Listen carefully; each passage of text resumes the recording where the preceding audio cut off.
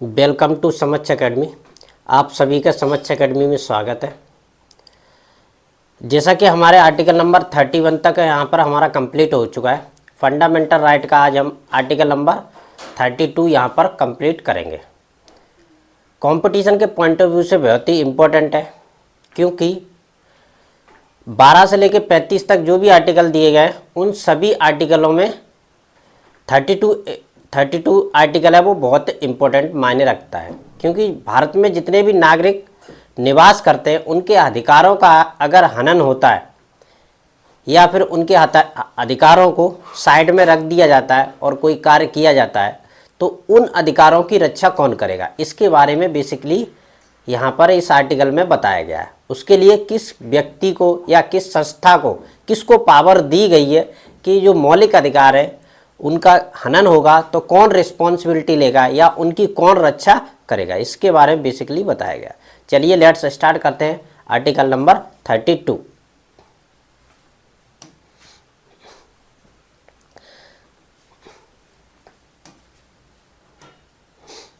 जैसा कि आपको स्क्रीन पे दिख रहा होगा, आर्टिकल नंबर 32 क्या कहता है? संवैधानिक उपचारों का अधिकार, यानी कि जो भी अधिकार है अगर उनमें कोई भी प्रॉब्लम आती है तो उपचार का मतलब होता है इलाज करना, तो उनका इलाज किया जाएगा।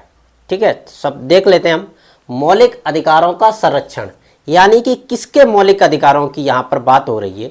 भारत के जितने भी नागरिक हैं, यहाँ पर स्क्रीन में आपको दिख रहा होगा, ये सभी क्या है? भारत के नागरिक है। इनके अधिकारों के संरक्षण की यहाँ पर बात हो रही है, यानी कि भारत के जितने भी नागरिक हैं उनके अधिकारों का अगर उल्लंघन होता है तो कोई ना कोई ऐसी संस्था होगी, ऑर्गेनाइजेशन होगी जो इनके अधिकारों की रक्षा करेगी। अब कौन करेगा, इसके बारे में भी अभी हम आगे से थोड़ा सा और पढ़ते हैं।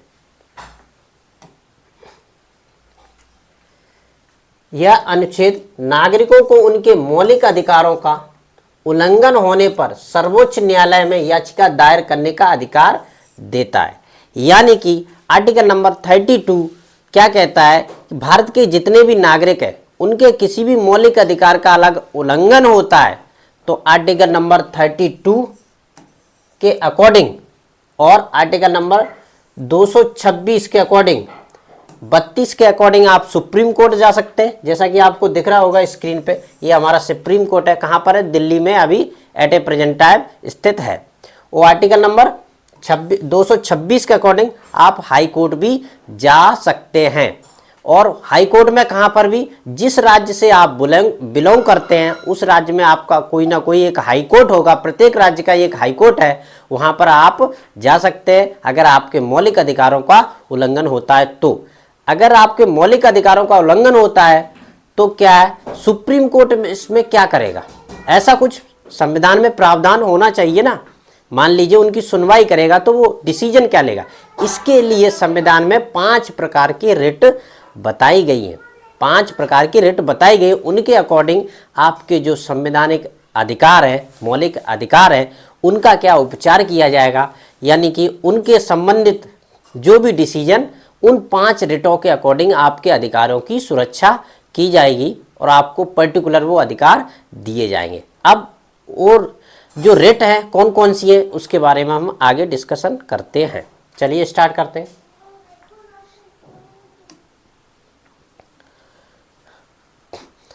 इसमें हम लाइव एग्जाम्पल भी एक समझेंगे, क्योंकि ऐसा प्रत्येक मतलब ये समय समय पर होता रहता है। इस याचिका का या रिट का उपयोग होता रहता है। पहली याचिका है हमारी, रिट है बंदी प्रत्यक्षीकरण, जिसे इंग्लिश में हम हैबियस कॉर्पस बोलते हैं, जिसका अर्थ होता है शरीर को प्रस्तुत करना, यानी कि सह शरीर उपस्थित होना। कोर्ट कहता है किसी भी व्यक्ति को अगर गैर कानूनी तरीके से हिरासत में लिया गया है तो उसे सह शरीर उपस्थित करो मेरे समझ। किसके समझ? कोर्ट के समक्ष आपको उपस्थित करना पड़ेगा। अगर कोई भी व्यक्ति इस बंदी प्रत्यक्षीकरण की रिट को सुप्रीम कोर्ट या हाई कोर्ट में लगाता है तो। इसका एक जीता जागता उदाहरण है, जय भीम मूवी आई थी 2021 में। उसमें सूर्या करके जो एक्टर हैं उन्होंने भूमिका निभाई थी, किसकी? वकील चंद्रू करके। ये साउथ की मूवी है लेकिन हिंदी में भी उपलब्ध है। इसमें आप बंदी प्रत्यक्षीकरण की जो रेट है उसका लाइव एग्जाम्पल और पूरी तरह उसको समझ सकते हैं। इसके जरिए उन्होंने बताया है कि किसी भी व्यक्ति के अगर गैर कानूनी तरीके से आपको गिरफ्तार किया जाता है और 24 घंटे के अंदर आपको नहीं छोड़ा जाता है या एसडीएम या मजिस्ट्रेट के सामने नहीं प्रस्तुत किया जा सकता है, नहीं जाता है, तो आप बंदी प्रत्यक्षीकरण की याचिका लगाकर आप जिस व्यक्ति को गिरफ्तार किया उससे पुलिस के साथ आप उसकी कन्वर्सेशन कर सकते हैं। आगे हम इसमें थोड़ा सा और समझ लेते हैं। और क्या है, यह सरकार और व्यक्ति दोनों के विरुद्ध जारी की जा सकते हैं, यानी कि यह सरकार पर्टिकुलर सरकार के विरुद्ध भी जारी की जा सकती है और व्यक्ति के विरुद्ध भी जारी की जाए, यानी कि दोनों के ऊपर यह एप्लीकेबल होता है। उनके विरुद्ध नहीं जिन्हें न्यायालय में दंडित कर चुका है, यानी कि उस व्यक्ति के विरुद्ध नहीं जारी की जा सकती जिसको ऑलरेडी न्यायालय द्वारा दंडित किया जा सकता है, किया जा चुका है और वो ऑलरेडी प्रेजेंट टाइम जेल में है। और दूसरा, उस व्यक्ति के खिलाफ नहीं जारी की जा सकती जिसको न्यायालय द्वारा पहले से ही दंडित किया जा चुका है और प्रेजेंट टाइम में भी वो न्यायालय में है, तो उसके खिलाफ भी ये जारी नहीं की जा सकती। ये हमें विशेष रूप से ध्यान रखना है। अब हमारी दूसरी रेट है मैंडामस परमादेश। इसको हम परमादेश के नाम से जारी जानते हैं। तो इसमें क्या, इसका मतलब होता है हम आदेश देते हैं, यानी कि हम आदेश देते हैं। कौन देता है? सुप्रीम कोर्ट देता है। सुप्रीम कोर्ट आदेश देता है। किसको देता है इसको भी हम समझ लेते हैं। न्यायालय द्वारा किसी भी प्राधिकारी, यहां पर प्राधिकारी शब्द का मतलब होता है संस्था, किसी भी संस्था को भी वो आदेश दे सकता है। जैसे फॉर एग्जांपल LIC है, सेल है, ये क्या एक संस्था है, ऑर्गेनाइजेशन है। इस तरह की जो भी ऑर्गेनाइजेशन है उनको भी हम आदेश दे सकता है। कौन दे सकता है? सुप्रीम कोर्ट दे सकता है। प्राधिकारी का ये अधिकारी का मतलब होता है कोई भी ऑफिसर, उसको भी दे सकता है। कौन दे सकता है? सुप्रीम कोर्ट दे सकता है। सरकार या न्यायिक निकायों के विरुद्ध इस रिट को जारी किया जा सकता है, यानी कि न्यायिक निकाय हैं उनके विरुद्ध भी इसे या सरकार के विरुद्ध भी इसे जारी किया जा सकता है। जो लोक कर्तव्य यानी जनता के जो कर्तव्य या कानूनी दायित्व का पालन करने से इनकार करते हैं, यानी कि लोक हित और लोक कल्याणकारी कार्य के लिए अगर वो सरकारी कोई भी अधिकारी या कर्मचारी मना करता है तो उसके विरुद्ध इसे जारी किया जा सकता है। अब किसको नहीं जारी किया जा सकता, इसमें यह भी पॉइंट मायने रखता है। राष्ट्रपति और राज्यपाल के विरुद्ध इस रिट को जारी नहीं किया जा सकता है। कंपटीशन में कभी कभार ऐसा भी क्वेश्चन आ जाता है कि ये परमादेश जो रिट है वो किन दो लोगों के खिलाफ नहीं जारी की जा सकती। भारत में दो ही ऐसे लोग हैं, एक राष्ट्रपति और दूसरा राज्यपाल। इन दोनों के खिलाफ परमादेश जारी नहीं किया जा सकता है। चलो आगे और देख लेते हैं क्या है इसमें। तीसरी यह है हमारी अधिकार परीक्षा या क्वांटम वारंटो। इसका मतलब क्या होता है? किस अधिकार से, यानी कि किस अधिकार से कोई भी व्यक्ति, यहां पर थोड़ा सा और समझ लेते हैं।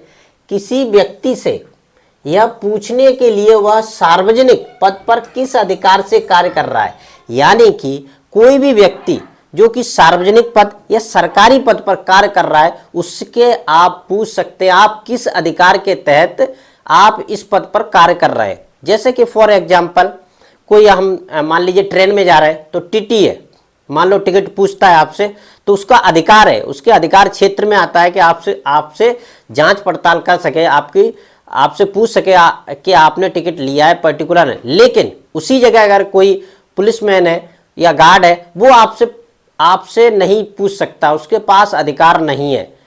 ओनली टिकट चेक करने का अधिकार किसके पास है? टीटी के पास है। यानी कि किस अधिकार से आप मुझसे सवाल जवाब कर रहे हैं, ये पहला नंबर है। इसका मतलब ये होता है। दूसरा इसका क्या मतलब है? ये रिट किसी निजी या प्राइवेट पद पर आसीन व्यक्ति के विरुद्ध जारी नहीं की जा सकती। यानी कि कोई भी व्यक्ति जो प्राइवेट है, प्राइवेट ऑर्गेनाइजेशन है जिसमें सीईओ वगैरह और भी उनके जो भी पोस्ट वगैरह होती हैं, उन व्यक्तियों के खिलाफ नहीं जारी की सकती, क्योंकि वो प्राइवेट वर्क है। यानी ओनली वहां पर जारी की जाएगी जहां पर सार्वजनिक कार्य और सार्वजनिक हित की बात हो रही हो।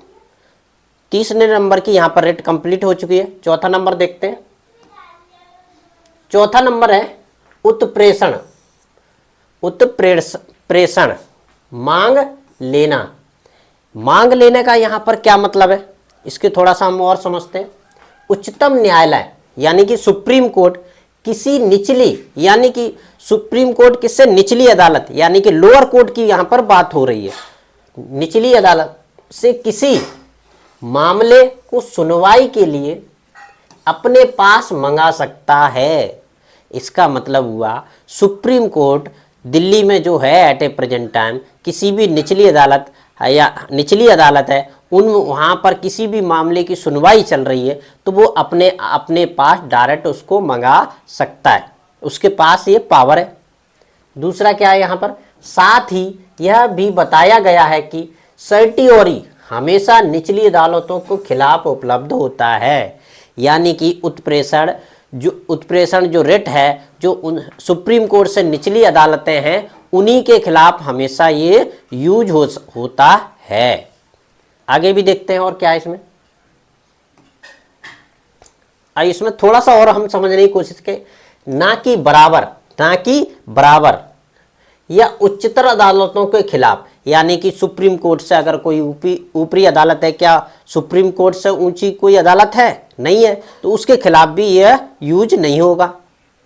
यानी कि किसी भी उच्च न्यायालय या बेंच के खिलाफ उच्च न्यायालय द्वारा जारी नहीं किया है। यानी कि जो भी उच्च सुप्रीम कोर्ट है, जो भी बेंच बनती हैं, उनके खिलाफ भी इसे जारी नहीं किया जा सकता है। और क्या है इसमें, सुप्रीम कोर्ट और उसकी किसी भी बेंच के खिलाफ तो यह बिल्कुल भी नहीं। सुप्रीम कोर्ट की जैसे कि बहुत सारी बेंच बनती हैं और उसके बराबर की, वहाँ उसके बराबर की जो भी बेंच होंगी उनके खिलाफ भी यह कभी जारी नहीं किया जा सकेगा। ओनली ये कब जारी किया जाएगा, जबकि उससे निचली अदालत है उससे, यानी कि लोअर कोर्ट में हमेशा ये जारी किया जाएगा। कौन जारी करेगा, सुप्रीम कोर्ट कर सकता है।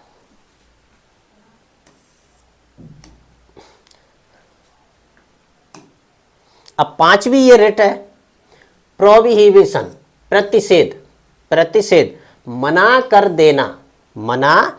देना।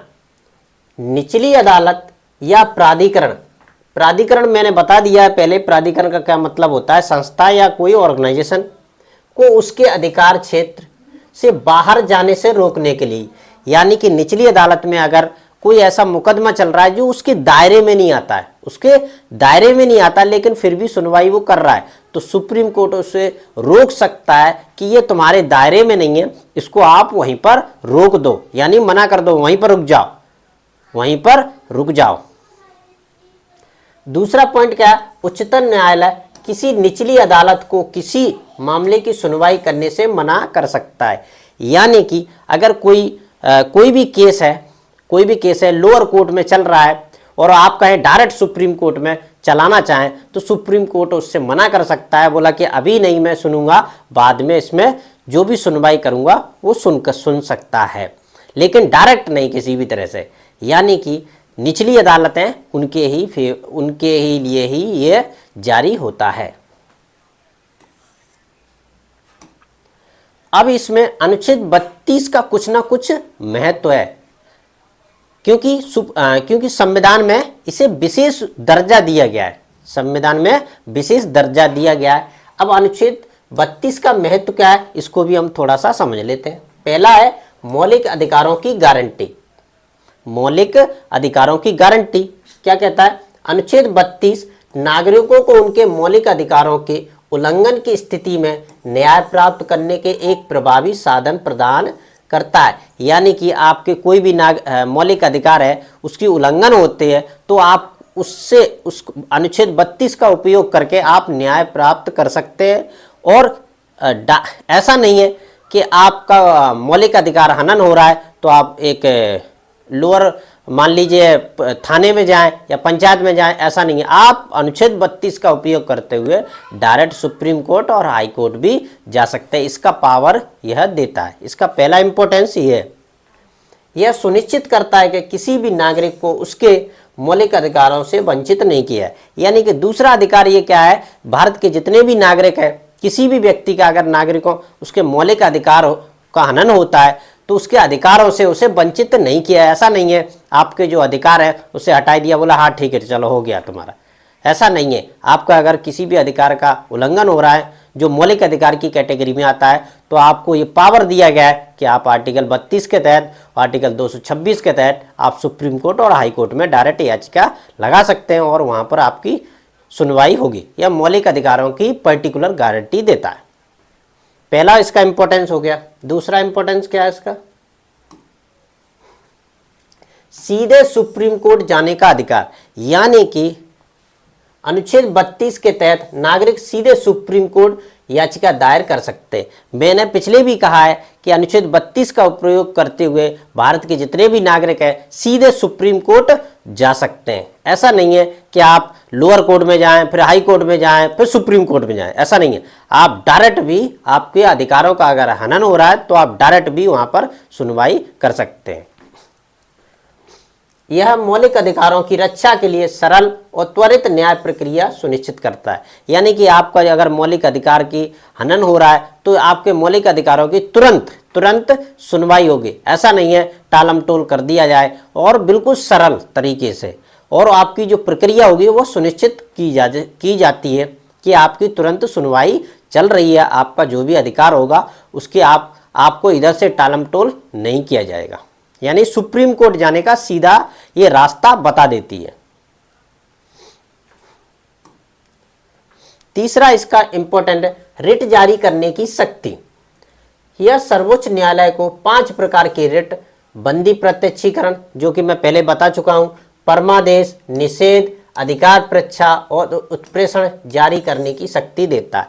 यानी कि संविधान जो है सर्वोच्च न्यायालय को अगर किसी व्यक्ति का मौलिक अधिकारों की अगर हनन होता है, सर्वोच्च न्यायालय को यह संविधान क्या देता है, पावर दे देता है, आप इस 5 प्रकार की रिट जारी करके उसके जो अधिकार है उनकी रक्षा करें और उनको शक्ति प्रदान करता है। ये रिट नागरिकों के मौलिक अधिकारों की सुरक्षा के लिए प्रभावी उपाय है। यानी कि भारत के जितने भी नागरिक हैं उनके मौलिक अधिकारों की सुरक्षा के लिए यह प्रभावी उपाय बताता है कि आपके जो भी अधिकार हैं उनको पूर्ण रूप से सुरक्षा दी जाएगी।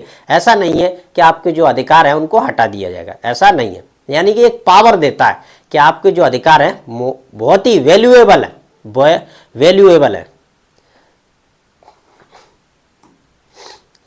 चौथा इसका क्या है इंपॉर्टेंस, लोकतंत्र और न्याय की नींव। अनुच्छेद 32 भारतीय लोकतंत्र की नींव को मजबूत करता है क्योंकि यह सरकार और प्रशासन को नागरिकों के अधिकारों को उल्लंघन करने से रोकता है। यानी कि लोकतंत्र की नींव कौन है, भारत की जनता। और अगर उसी नींव में कोई प्रॉब्लम आती है तो सरकार और प्रशासन के जो अधिकार हैं उनके उल्लंघन करने से उनको रोकता है। यानी कि जनता के जो भी अधिकार है, अगर सरकारी कर्मचारी या कोई भी प्रशासन उनके अधिकारों को रोकता है, अगर किसी भी तरह का कोई मतलब उनके अधिकारों को छीनता है तो उनको तुरंत न्याय मिलता है और तुरंत उसको रोक देता है। कि ऐसा नहीं है कि आप उनके अधिकारों का हनन करते रहेंगे। दूसरा है, यह न्यायपालिका को कार्यपालिका और विधायिका पर निगरानी रखने की शक्ति देता है। यानी कि भारत की जो भी न्यायपालिका है वो क्या करती है, कार्यपालिका और विधायिका जो भी कार्य करती है उसके क्या कार्य हो रहे हैं उन पर निगरानी रखी जाती है। ऐसा तो नहीं है आप जो कार्य कर रहे हैं उससे किसी व्यक्ति के जो मौलिक अधिकार है उनका उल्लंघन तो नहीं हो रहा है। यानी कि पूरी तरह न्यायपालिका क्या करती है, विधायिका और कार्यपालिका पूर्ण दृष्टि से उसकी नजर रहती है कि आपके द्वारा जो कार्य किए जा रहे हैं वो सही किए जा रहे हैं या गलत किए जा रहे हैं। आगे देखते हैं और क्या है।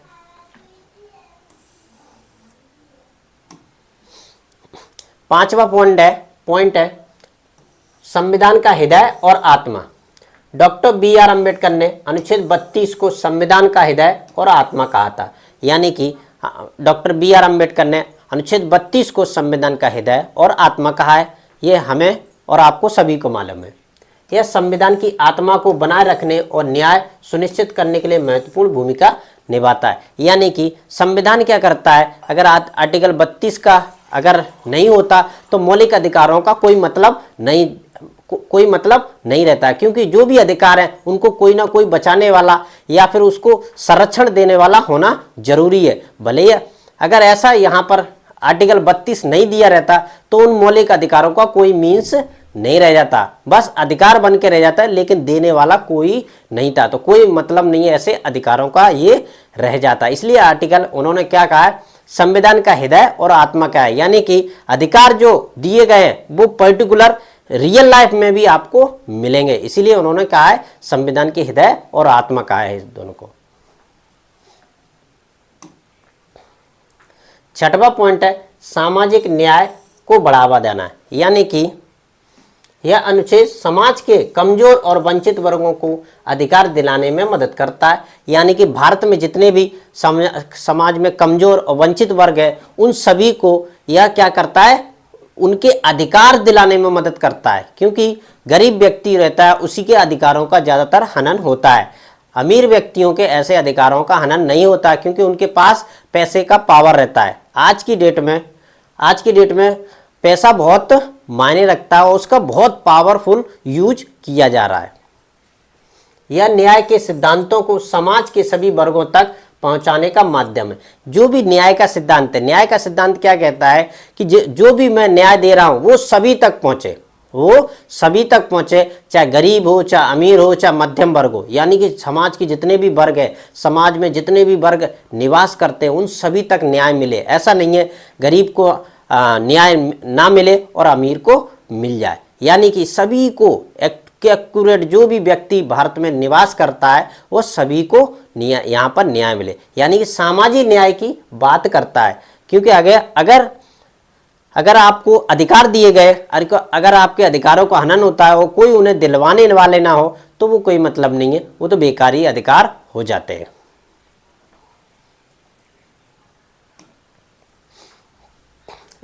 सातवां पॉइंट है हमारा नागरिकों का सुरक्षा कवच।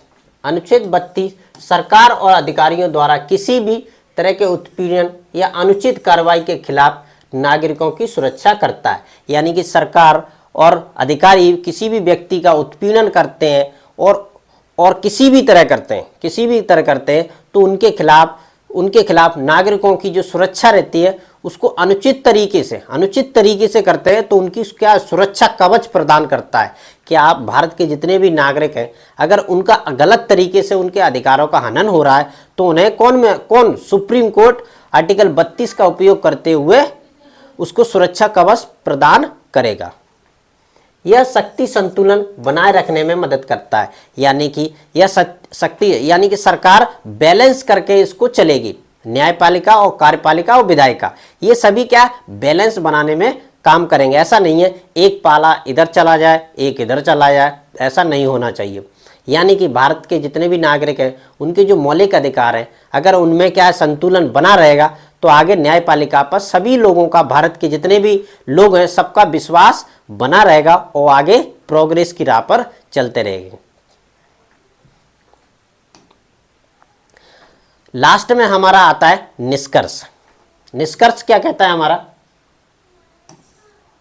अनुच्छेद 32 भारतीय न्याय व्यवस्था का एक मजबूत स्तंभ है। यानी कि अनुच्छेद 32 क्या, मैंने पहले भी बताया, न्याय व्यवस्था जो गई वो बहुत मजबूत स्तंभ, जैसे कि हमारे लोकतंत्र के 4 स्तंभ कहे गए, ऐसे ही इनमें भी न्याय व्यवस्था में यह बहुत मजबूत स्तंभ कहा गया है। यह न केवल नागरिकों के मौलिक अधिकारों की रक्षा करता है, यह क्या करता है, नागरिकों के मौलिक अधिकारों की रक्षा तो करता है, साथ में उनके अधिकारों को भी दिलवाता है और तुरंत न्याय दिलवाता है।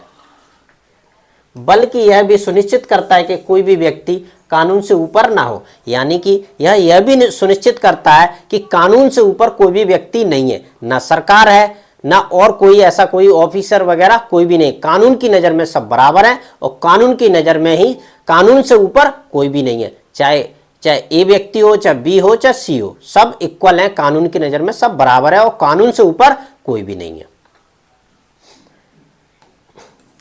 भारत में लोकतंत्र और न्याय की स्थितियां बनाए रखने के लिए अनुच्छेद 32 की मौजूदगी बेहद जरूरी है।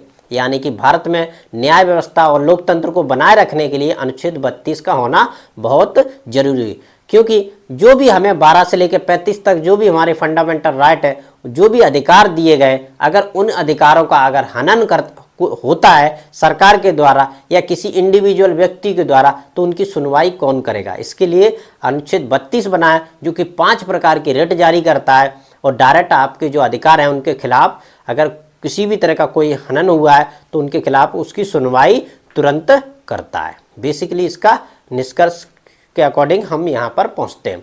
आई होप आपको ये लेक्चर समझ में आया होगा।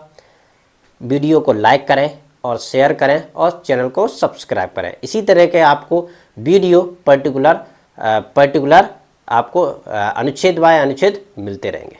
कंटिन्यू।